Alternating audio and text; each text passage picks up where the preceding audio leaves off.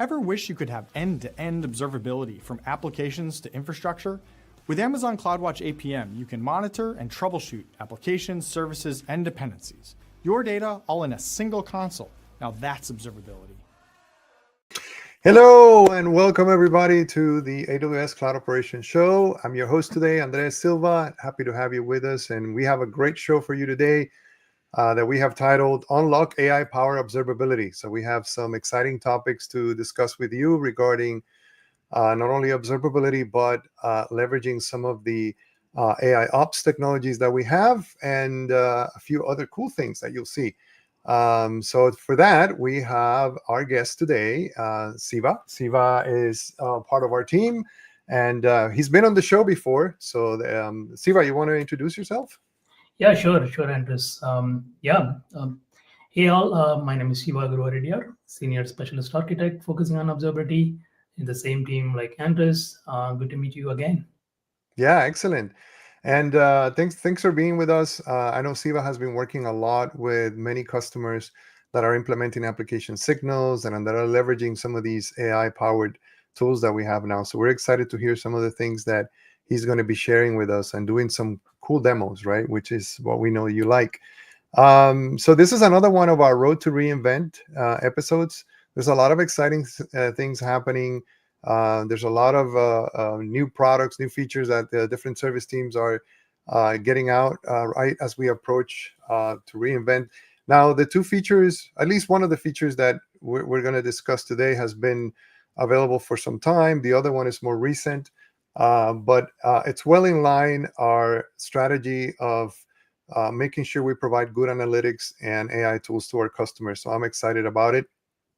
And I think it aligns very well with the rest of the things that we're going to be seeing at reInvent this year. So two things that we're going to discuss today. One, it has to do with custom metrics for application signals, right? And notice how I said for application signals, right? Because it's not the same as just regular custom metrics that you can emit. And Siva is going to explain that to us in a couple of minutes. And then we're going to be talking a little bit more about MCPs. A few weeks ago, we did a show on MCPs where we show the potential, but I'm very excited about the MCP server that Siva is going to share with us today because it's specific for application signals, and there are some unique things about it. So that should be quite exciting. All right, so let's go ahead and get started. Enough talking. I can talk too much, and I don't want to do that. So let's get right on this custom metrics, right, Siva? So tell us a little bit about why is this an important feature for customers? What it is about? You want to tell us a little bit? Yeah, sure, Andres. Yeah, so custom metrics, as you know, application metrics signals as the application performance monitoring solution from AWS. So when you are using it, what you're getting is red metrics, right? Wherein R stands for request, E stands for like errors and false, and then D stands for duration or latency. So pretty much like, those are all the things like, coming out of the box. But what if you wanted more? Like, what if I wanted to see like I'm running an application and then I maybe storing some of my regularly used items in a cache. And then I wanted to know like, hey, is there a cache hit or cache miss, those kind of stuff? Or even I can go with the business metrics, right? So maybe some of the cases could be like I am running an investment or insurance application, and then I wanted to know how many claims I'm getting in. At any point in time, I wanted to track that number of claims. Is it getting processed fine, or is it losing some values also, those kind of things? These are all some of the custom metrics because these are all beyond what the red metrics is offering. That is when you can go with this custom metrics with application signals. Got it. And for those that are maybe not familiar with application signals is our application performance monitoring feature set in CloudWatch, which allows customers to do end-to-end monitoring of their application inside the application, right? Not just infrastructure, but like Siva was saying, you can get down deep to all those details. So what is the so you talked about the difference between the red metrics and the custom metrics. Is there a key difference between those custom metrics and the regular custom metrics we have in CloudWatch? Yep, that's a very good question. Yes, custom metrics, we have it for pretty long time in CloudWatch, right? And then you can send your things. But this is, as I said, this is more from your application layer. You can think of it as, right? So either you wanted to do the way we discussed already, it could be tied closely to your application, maybe in terms of technical level, like the cache hit or cache miss, or it could be at the business level, right? So these are Right. all ways, there are two different ways which we are going to see it. You can send it as a span metrics or OTel metrics, because end of the day, application signals is based on OpenTelemetry. So you can either send it as a total metrics or span metrics. So these are all two different ways you can send it, and then you can capture that information in your application signals console. Got it. So that's interesting. So yeah, I've always been able to push metrics using the put metric API, or maybe using a metric filter. But this is different because this is from an APM perspective, which is kind of interesting and cool. Awesome. So that's great. So I think you have a demo for us, right, Siva? Let's do it. Yeah. So let's start with the documentation, right? Like documentation is your source of truth. So this is whatever we are seeing now. It is the custom metrics with the application signals. Again, this is a recently launched feature. So as I mentioned, you can do two different ways. One is with span metrics. That is span as in if you are coming from X-ray world, this is more you can think of it as like a trace, right? Right. You are sending your trace and then as a span, and then from there we are generating some metrics. The other obvious way is using OpenTelemetry metrics. So we are going to be showing both the ways how we can approach this. Maybe we can start with the span metrics. Okay. So if you are going down a little down, span metrics, we have a couple of prerequisites for this, because end of the day, let's take a step back, right? How it is going under the hood is you are enabling transaction search. So what you may mean by that is you are sending your traces to CloudWatch, and then you wanted to store that as logs. So that's what the transaction search feature is doing, right? So in this case, I am sending my spans or the transactions. So this case, I have enabled transaction search. So that's number one, prerequisite number one. And then I'm creating a metric filter from my CloudWatch. In the end of the day, it is AWS spans, the log group wherein my transactions are going to end up. So I will be creating a metric filter, and then I can, as usual, in my code, I can maybe send some spans, what is the attribute, etc., like the way it is showing here. And that's pretty much it. Once you have done it, you will be getting all that information from the console, right? So that's what we are going to see. So that's cool. So you first have to, in order to use this one, you have to enable transaction search, right? And transaction search is that it's actually what, about a year, maybe a little bit more than a year old, where now our customers can collect 100% of their traces, right? And like Siva said, we send them to a log group, right? Which is pretty cool. And I guess that's why now you can just create a filter on it, because it's just going to a log group and it can create a metric. So is that correct? Correct. That's exactly the way.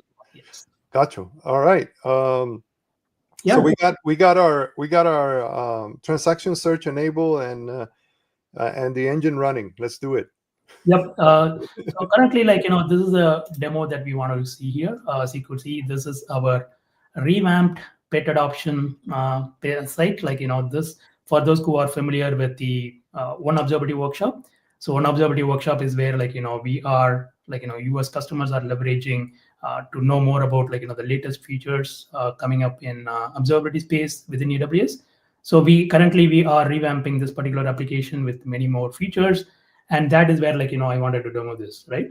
So this is something currently what is working in my environment. It's a CloudFront based one.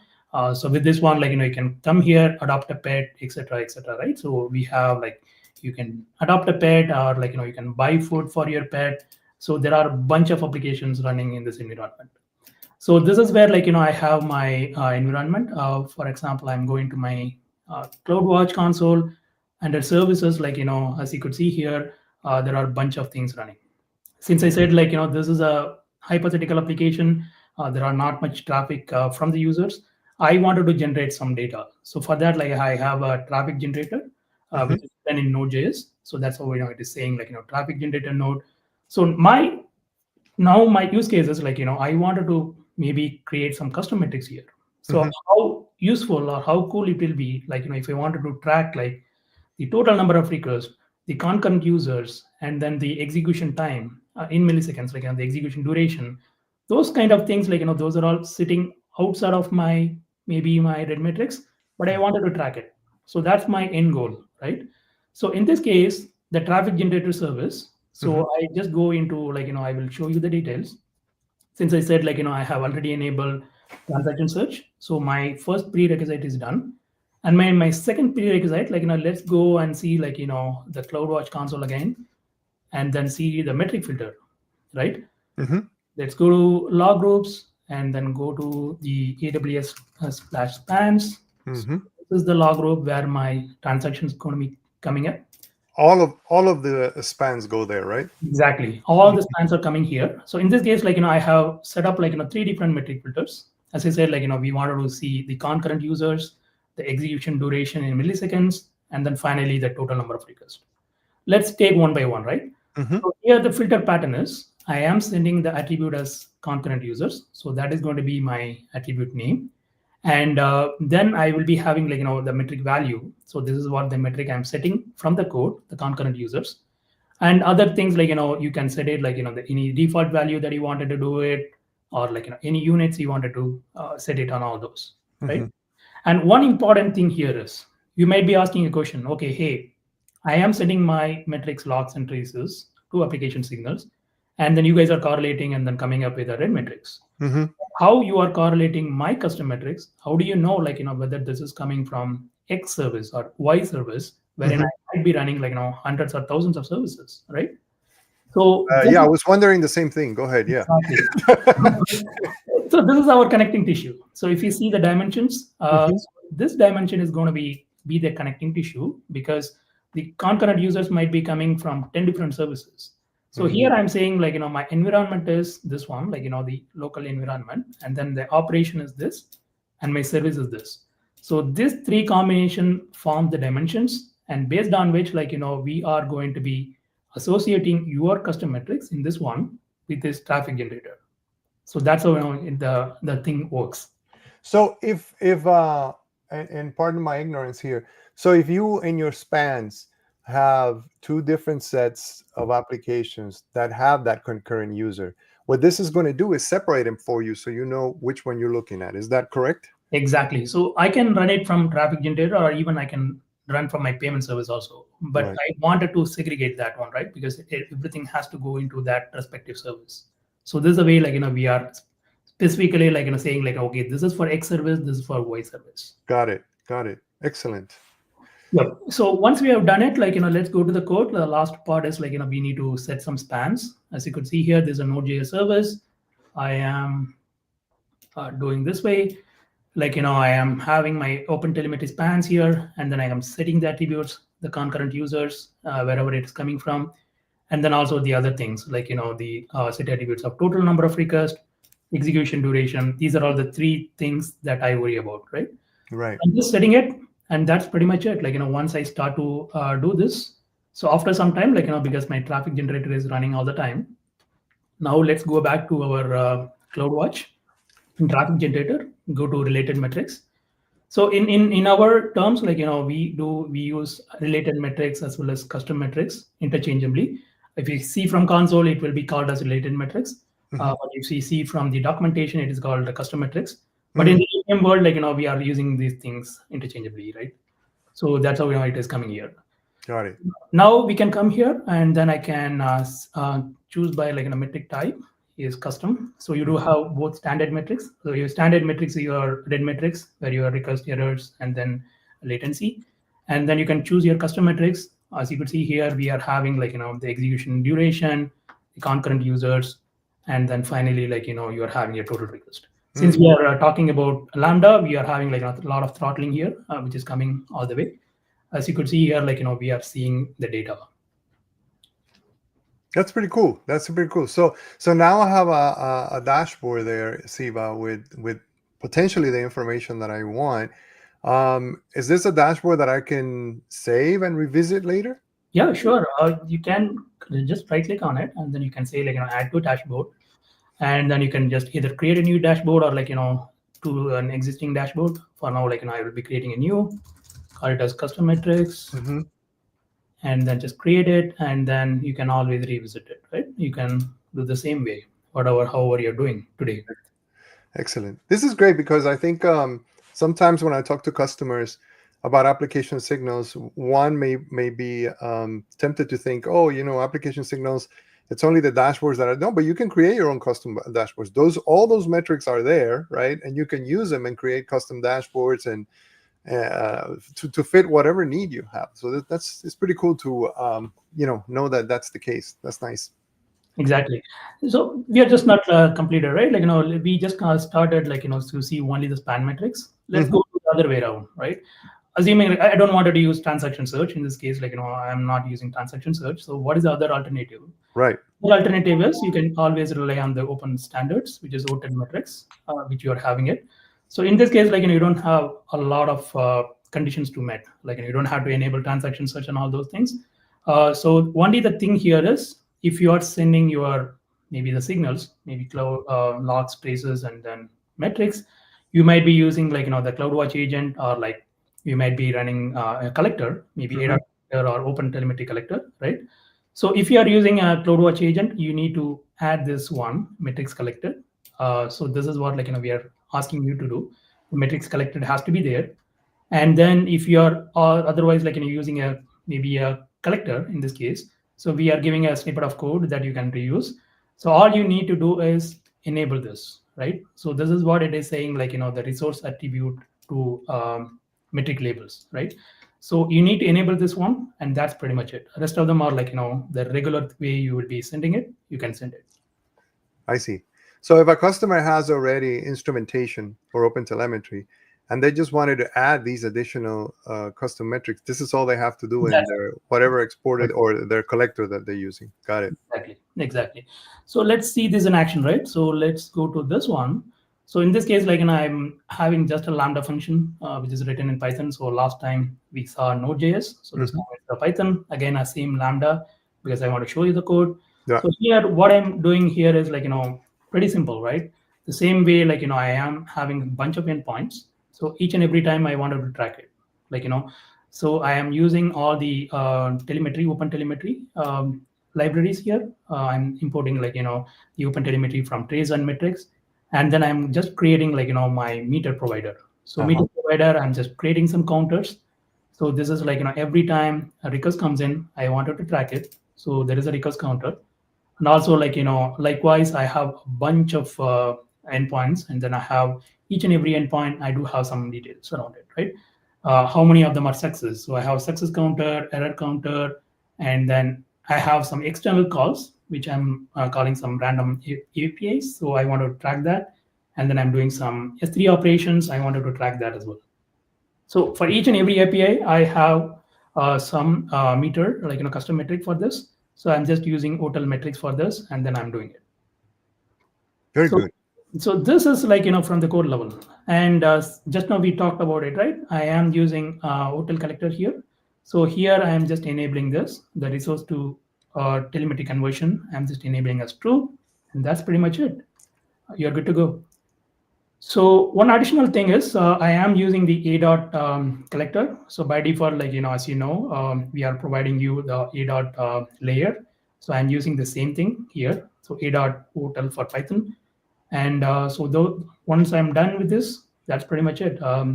So here, I'm not running all the time because this is just an endpoint. So in this case, I'm coming here. So let's see the other way around. So here you might be asking the question, okay, there the other way around, we were using the span metrics. We were using the metric filter dimensions. So how we are correlating our red metrics with this particular custom metrics if we are using the OTel approach, right? So in this case, we are relying on this OTel resource attributes. So this is our equivalent to whatever we set in the other way, in the dimensions. So also we are setting what is your service name? So in this case, I call it as Lambda Python custom metrics, and then my deployment environment is production, right? So this is the connecting tissue between your red metrics and your custom metrics.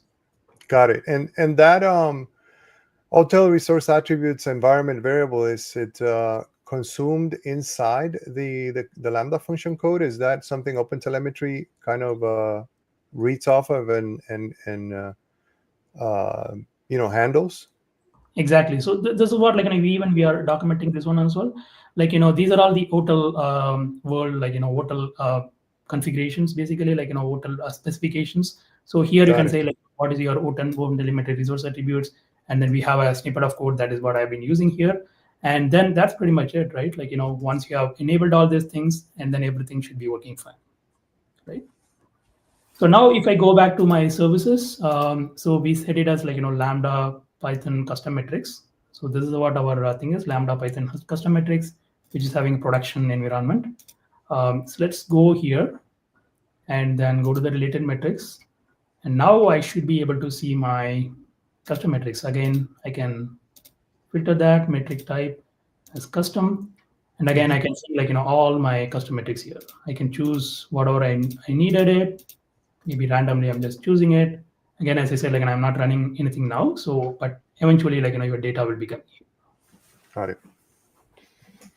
That's pretty cool. Cool. So, what is, if I understand this correctly, Siva, then as our customers, add these custom metrics, now some of these perhaps business metrics or critical functions metrics, they could potentially become SLIs and SLOs, and you can set up SLOs with them. Is that correct? Correct. So because these are end of the day CloudWatch metric, and SLO supports, you can create SLOs using CloudWatch metrics. End of the day, you can even create some SLOs on top of it, right? That's great. That's great. And that's a very good way of really measuring the business impact of your application, which is at the end of the day what you want to do, right? One of the pillars of observability, right? One of the key things is that you want to be able to monitor what matters, right? Observe what matters, right? In this case, for example, if it's the duration of a transaction, or how many users you have, and so on and so forth, you can set up SLOs based on that. That's quite powerful. That's pretty cool. Yep. And then just before that, we have been working on many of the people the customers that we work with. So application signals is new, and today we are supporting 4 compute platforms, that is EKS, ECS, EC2, and Lambda. And since we are talking about OpenTelemetry, with auto instrumentation, we are supporting 4 different languages: Java, Python, .NET, and Node.js, right? So most of our customers are saying okay, hey, this is cool, but how do we get started, right? Because we can go with the documentation, or even we can give us some Terraform and all those things, but at least instead of giving us fish, teach us how to fish, right? So that's what our customers are asking, and that's where we do have our observability best practices. So but by the way, we need to do a drum roll here, because Siva is going to present something very cool, and I'm excited about it. Go ahead, Siva. Yeah. So this the observability best practices site is portal, it is alive for a couple of years now. So we have been revamping this, and then we are adding a lot of contents.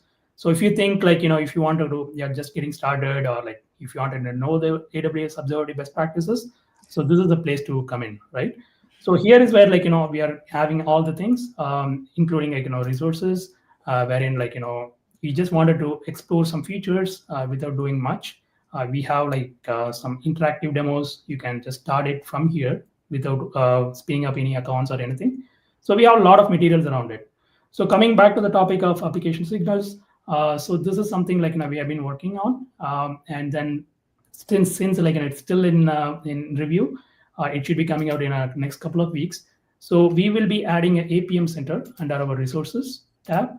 So if you go to resources, in this case, we'll be having for each and every compute platform that we support, Lambda, ECS, EKS, and EC2, you will be having a specific example, and then you can just choose it. For example, I might be interested in Java running on EC2, and if I wanted to enable application signals, you can go for it. We are starting from the bare bones, right? With this one, you can go with whatever you needed, which version of Java, how you wanted to do it, whatever the prerequisites you wanted it, at level the AWS CLI commands level, right? We can give it as a CDK construct, or maybe a Terraform thing, but we want people to understand if they wanted to do it step by step, how they can do it. we are giving this one, right? Yeah, and if you can do it with the command line, you can figure out Terraform Exactly. or yeah. Hey, there's a question, Siva. Is that tool internal or external? So this is an external one. So if you go to awsobservability.github.io/observability best practices, so that's a place to be in. Maybe we can give this URL to the people. So this is external facing one. Yeah. So yeah, and thanks for the question, Saurabh. Like Siva is working on it, but the site that you see, the observability best practices, it is live, and I'm going to post the link in the comments in a couple minutes. And what Siva is saying, that this specific portion about the APM Center is going to be added soon. We're taking it through reviews right now. So yeah, by all means, please take a look at that observability best practices, and we would love your feedback. Exactly. We should do a whole show on the observability best practices site. Yeah, we will do it. Once it is out live, we will do it. We will be having whatever we discussed right now. Everything is documented, and we will be publishing it sooner. There you go. So I posted the link. I put it on the screen right now for anybody though, but it's on the comments. You can take a look at it. And yeah, there's a lot of good stuff there. So I'm excited. I'm very excited about this because I think part of the reason why I'm excited is because Siva and others within the team have worked closely with a lot of customers, and we have been able to learn what are some of the challenges that customers run into setting up, each specific platform, and we have incorporated that into here to make it easier, so that it's a more hand-holding, step-by-step process, right, for each platform. Exactly. Yeah. Cool. Awesome. Go ahead, Siva. Well, with that one, let's go to the next. Awesome. All right, good. No, so this is great. So it's good to know that we have good resources to, set up our application signals. And thanks for sharing that cool demo about custom metrics. Let's talk about our second topic that we have today, which is we're going to talk a little bit about MCPs, specifically the application signals MCP server, right? So like I said before, we had a show a few weeks ago with Kishore and I talked about MCPs. We showed some things, but this specific MCP server is a little different. Tell us about it, Siva, please. Sure. Yeah, thanks, Andres. So again, we have from at least observability space today, we have two different MCPs running, right? So let's start from beginning, right?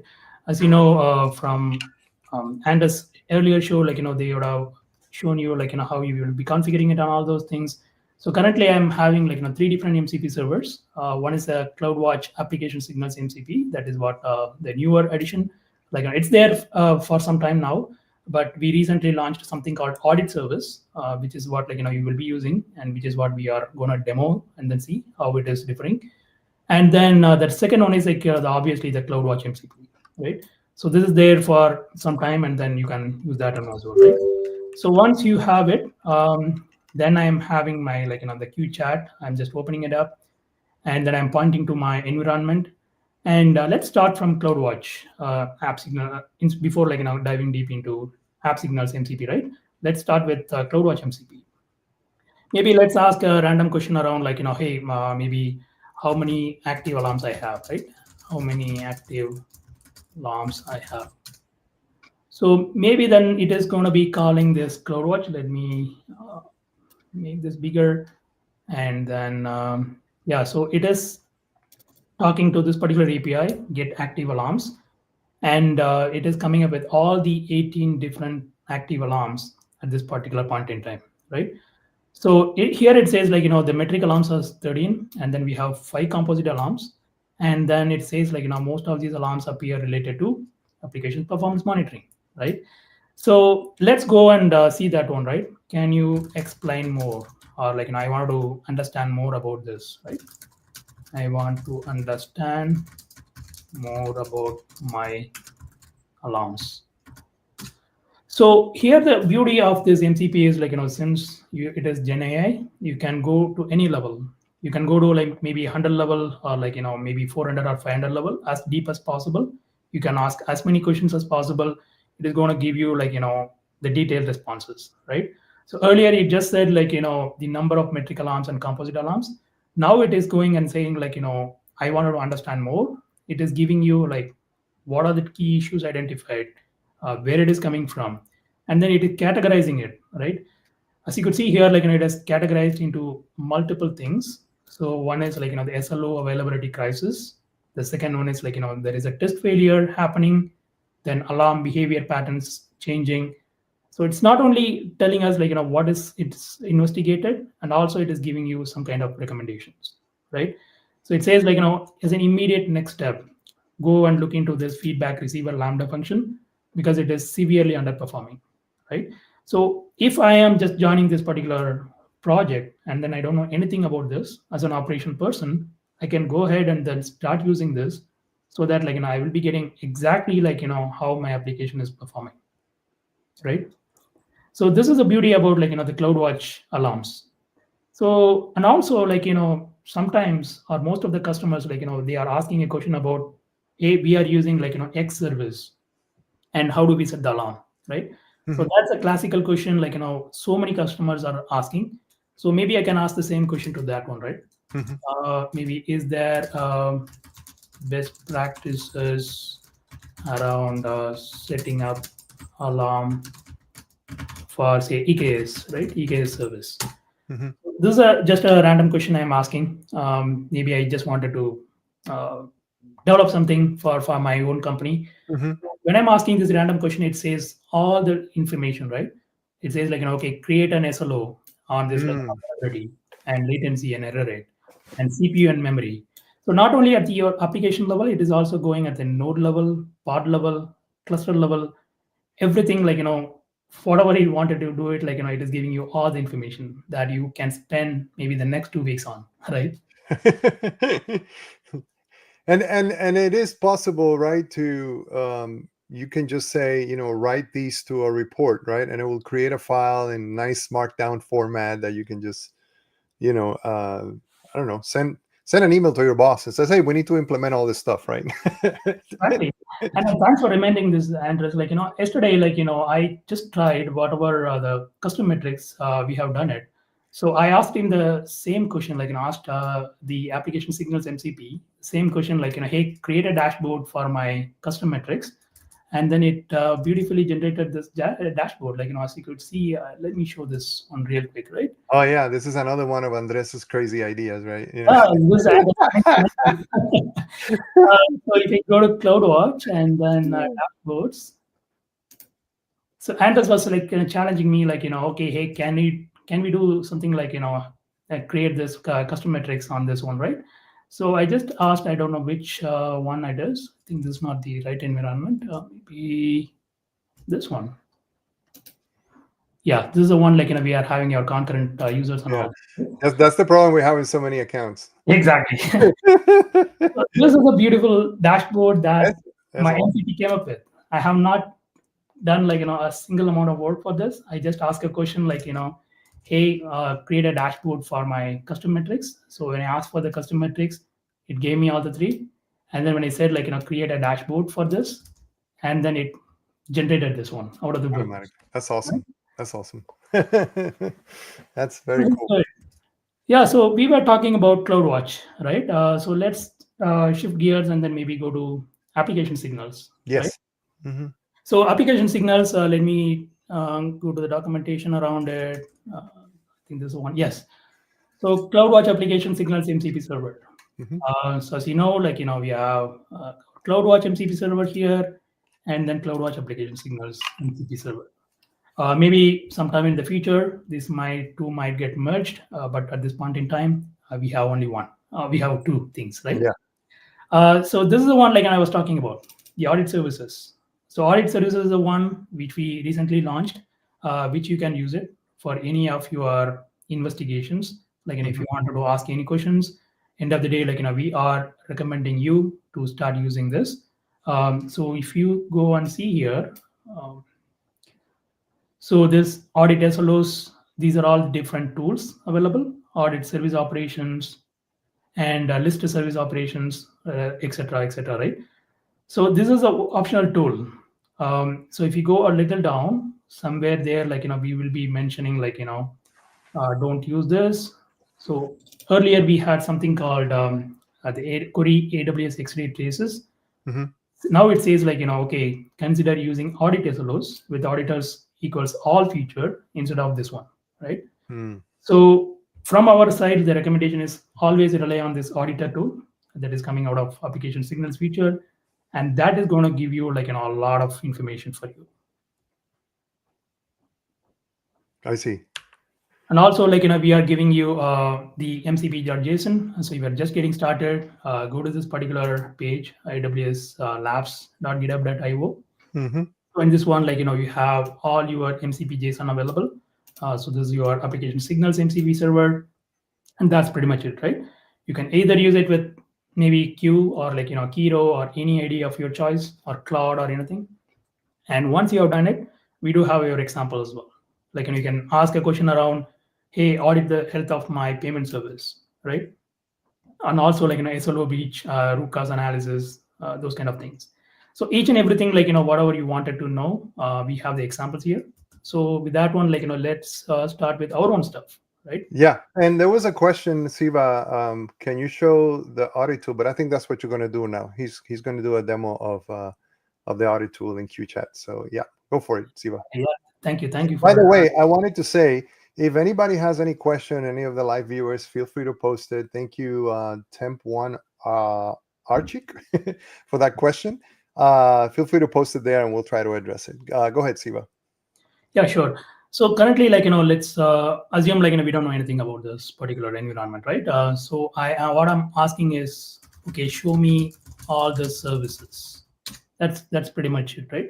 Mm-hmm. So here, when I'm asking the question, since I already enable both my CloudWatch MCP as well as application signals MCP, so the model is going to be deciding like, which one to choose, right? Mm-hmm. So here in this case, it is using the application signals MCP.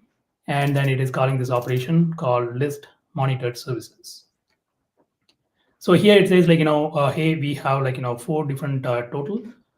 Maybe we are in the wrong window. Let's go to this one. Here we have a lot of services. We'll ask the same question. Show me all the running services.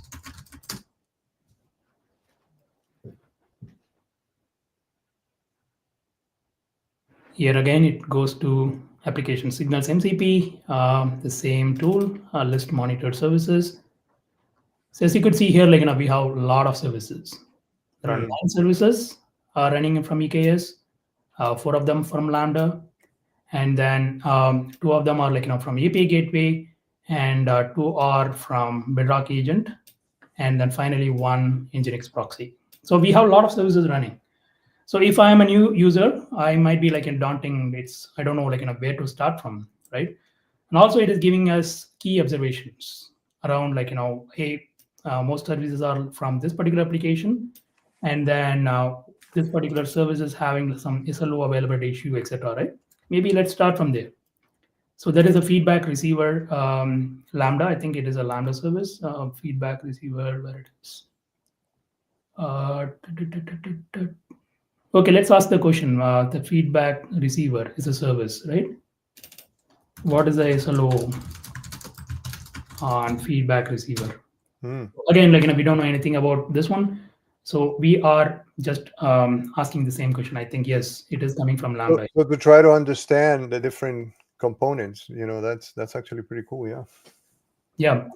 So here it says like, the feedback availability, it is coming from the feedback availability, which if you see here, it is going as a Lambda feedback receiver. And here also it shows a warning sign, right, as SLO alarms.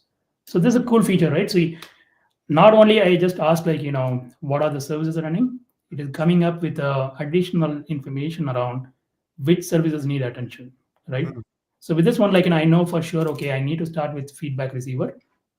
Now it says like, there is an SLO called feedback availability. And it says like, currently it is performing at 13.54, which we are expecting 99%, but it is not, right? And let's see like, how we can see that. And we want to understand more, right? So here the next step is like, it says, check the Lambda function logs for errors, and then the function configuration dependencies, etc. Right? So before that, like, let's ask the other question around this one, right? So in this way, audit my feedback receiver service for failing logs. I'm just asking a random question. Mm-hmm. So let us see, right? So this time, as you can see here, it is calling the audit services tool, which is a newer one, which we just launched. And then from here, like, it is going to come back with the responses, like, why it is not there. So it says, like, there is a deprecated Bedrock model we are using. Like, there is an Anthropic Cloud V2. So without opening anything, like, we know for sure, like, we are doing something wrong here, right? So now we can, like, it's instead of, like, going towards where exactly the particular point in time that particular thing is failing on all those things, all that information are available from here, including the line number. So as you can see here, the lambda function.py, line number 63 is where, like, That's awesome. It's so cool, right? Yeah, no, that's amazing. It tells you exactly where to go and so that you can address the problem. That's super cool. Yeah.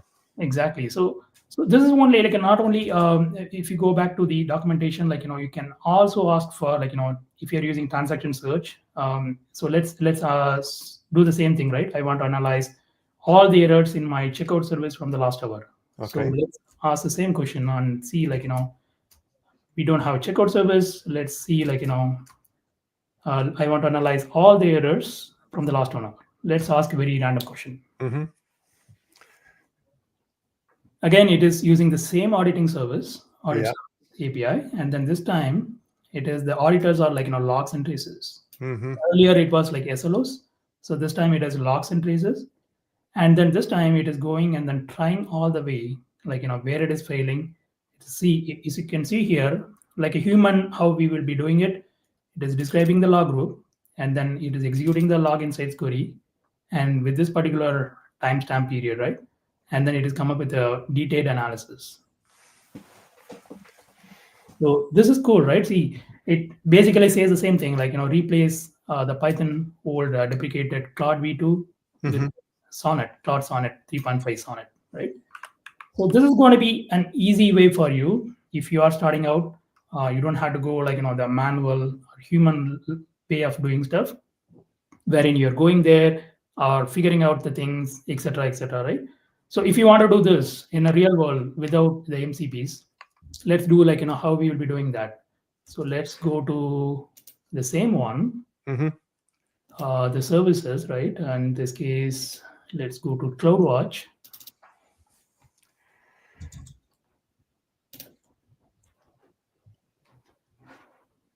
I will be using maybe service level objectives. Am I in the okay? I'm in the wrong place again. Okay, let's go to this one. I hope this is the one.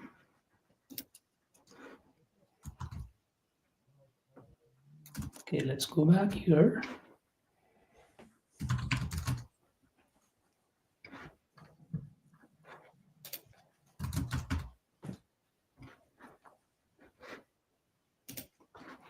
Okay, so this is the one where we wanted to see that. Let's go to CloudWatch, and then there's the lows. This is the feedback availability that we were talking about, right? So we will be going here, and then as you could see here, it is currently an LD. So there are a bunch of ways we can do it, right? Either we can do the manual way or the investigation option. We can investigate, and then it can do the job for us. But for now, like, let's, for the purpose of this one, let's go and see what it is saying here, right? So now we are here. And then in the exceptions tab, so the model has reached the end of life. And here it is saying, like, where exactly we need to go and look into the code, etc. Right? So all these things are, like, easy for us now. We are just asking the question. It is telling exactly the same problem, and it is even more detailed. At least from here, we are saying, like, the model has reached EOL, but there it is saying, like, which model we are using, what should be the model we should be using, and then where we need to go and change the code. Like in this case, go to this particular function, lambda.function.py, line number 63, and then change the code here, right? As simple as that. That's pretty cool. That's awesome. So yeah, both ways, I think are super effective. But if you are, for example, I was thinking if you are a developer and you are on VS Code, or you're using our new editor that's so popular, Kiro, you can connect these MCP servers in both of those platforms. And then as you are maybe making a change and deploying it to your development environment and testing it, and you see a problem, you can just go in right there in the console. You don't even have to open the AWS console. You can go and chat with Q and say, hey, can you check this for me, because I have my MCP server configured. That is super cool. So multiple ways of doing the same thing, right? But very effective indeed. Exactly. And just before we are closing out, let's do one last thing, right? Because we saw a couple of services related to GenAI. As you could see here, we have some Bedrock agent running, right? So in this case, we have a chat agent. So as you could see here, so this is our chat agent. I can ask any questions. So this is a pet clinic application. I can ask a question around hey, suggest me nutrition information for my pet rabbit, for example, right? Or pet fish. I have a pet fish and I'm looking for nutrition information. So instead of calling the clinic, I'm just leveraging this particular pet clinic agent. So it is good. What's the name of your pet rabbit, Siva? Pet rabbit is Just kidding. So I have my popular patients. These are all the superstar patients. So we have given names here. There you go. Luna. Luna is my cat, actually, so that's kind of cool. Nice. Oh, there you go. Snowball. That's your pet right there, your pet rabbit. Oh, my pet is here, right? There you go. Here we are asking for fish, right? Currently we don't have fish here. So it says it is giving me some information, even though it's pretty detailed. It says, feather feast fish flakes. That's what it is recommending. Or nutrition complete pallets. So let's order this one, right? So I would like to place an order for this one. And let's see what the nutrition agent is coming back, right? And as you could see here, the latency is pretty too much, I would say, because it is not as human as possible, right? Because it's a little slow, yeah, it is taking some time. So now it says it says I apologize. Looks like it is not currently available, right? So if I'm a customer, I might be getting angry because I just want to place an order. I ask the agent and it's recommending some products, but it says it is not there. So maybe I will be getting a call from the support team. Maybe assuming I'm a support engineer, I wanted to understand what's going on here, right? So let's ask the question. Check why my pet clinic agent is recommending products that are not there, yeah. So I'm just asking because my customer is asking the question, I as a support engineer asking MCP the same question, right? So again, it's using the audit services. It is going with all the things. As you could see here, log, traces, every bit of information that it is taking it. So it is going for it, correlating all that information, and then it will come up with an analysis around what is going wrong here, or might be going wrong here, right? So here it says hey, it's exactly saying customer requested for this, and then so there's about product. So it says I apologize. The agent response is this. So here it's a beautiful thing, right? The issue is, so for fish nutrition, it says it is actually available, but it's a bird product. So looks like somewhere it got mixed up. So it says go ahead and then update the agent logic or update the product database so that we are updating the product information accordingly, right? Yes. So without any information, without giving a lot of details to our maybe the MCP here, it is able to identify the code, understood what is going wrong, and then it is giving us a bunch of recommendations, right? Now I, as a support engineer, can ask my development team to go ahead and then implement this logic. Yeah. So it's easy as that, right?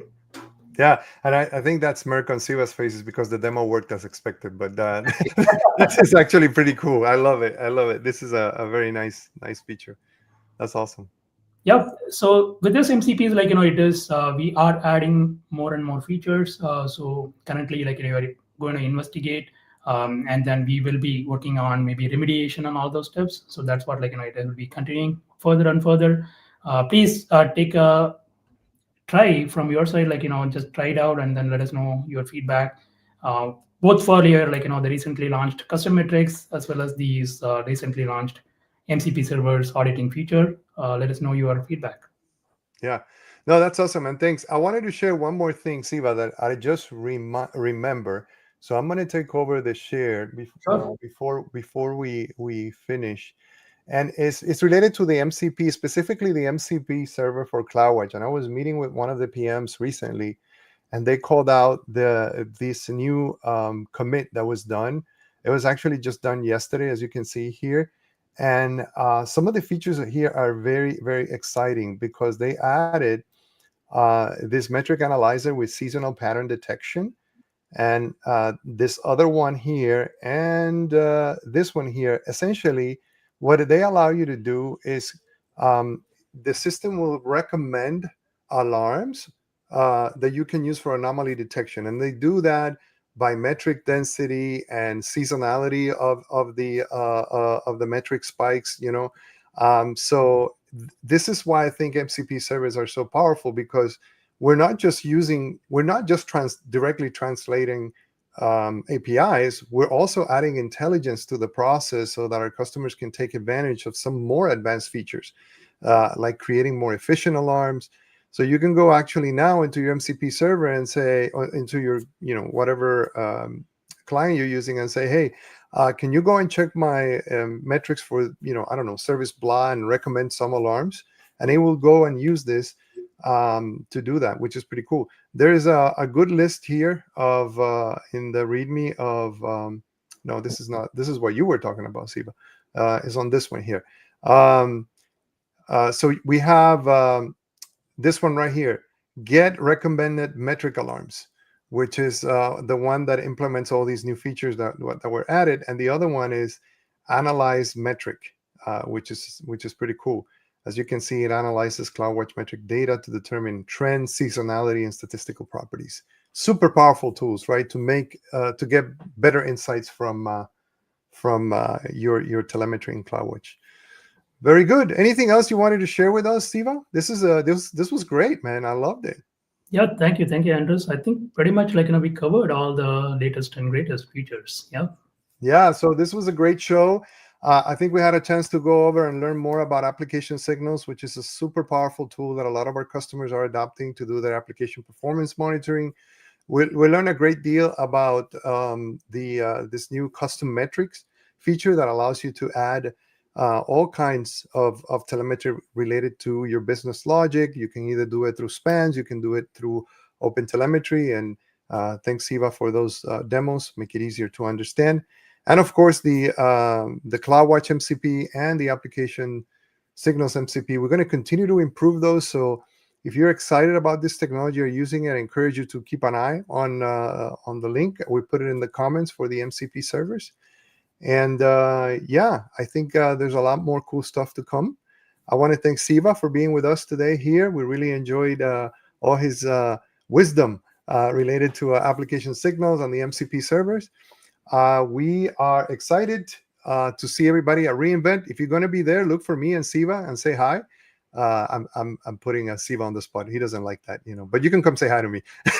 I'm just kidding. He does. All right, very good. Well, thanks for joining today. This was a great show, and we hope to see you in 2 weeks, where we'll have our next show. And keep an eye out for the title and the topic. As always, exciting. Hopefully, we'll get to cover more Road to reInvent items. Thank you again, and we'll see you on the next one. Thank you.